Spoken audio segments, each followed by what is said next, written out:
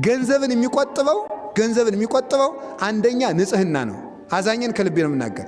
ገንዘብን የሚቆጥበው ምንድነው? በምንም ታምር ይሄው መድኃኒዓለምን ምስክር አድርጌ መናገር እችላለሁ። ዘማዊ ሰው ገንዘብ አይጠራቀምልበት። አጠራቅሞም ከሆነ መጨረሻ ላይ ለባዕድ አጠራቅሞት ይወጣል። የአመፀኛን ገንዘብ አመፀኛ ይበላዋል ይላል መጽሐፍ። የአመፀኛን ገንዘብ ምን ይበላዋል? አመፀኛ ይበላዋል ማለት ነው። አመፀኛ ምን? እሳት ይበላዋል። አመፀኛ እሳት ይበላዋል። አመፀኛ እሳት፣ አንደኛ አመፀኛ የተባለ እሳት ነው። እሳት ይበላዋል። አመፀኛ ወንበዴ ይበላዋል። አመፀኛ ሃይማኖት የሌለው ይረከበዋል። የኋላ እዩ ተመልከቱ።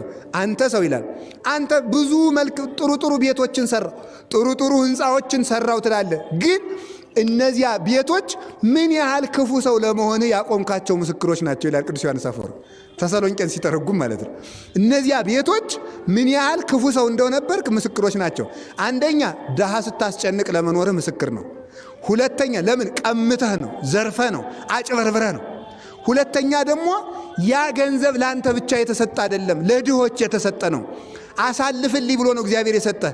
ስለዚህ አንተ የቀማቸው፣ አንተ ድንጋይ አድርገህ የካብከው የድሃዎችን የዕለት እንጀራ ጭምር ነው። እግዚአብሔር ሀብቱን የሰጠህ ለእነሱ ስጥልኝ ብሎ እንድታስተላልፍ እንጂ ብቻን እንድትበላው አይደለምና ብሎ ይነገራል። ስለዚህ ምን ያህል ጠማማ ሰው እንደሆንክ ቤትህን እያዩ ሲወቅሱ ይኖራሉ ይላል። ስራ ስሩበት ነው። ሀብታም አትሁኑ አላልኳችሁም። አትስረቁ፣ አታመንዝሩ።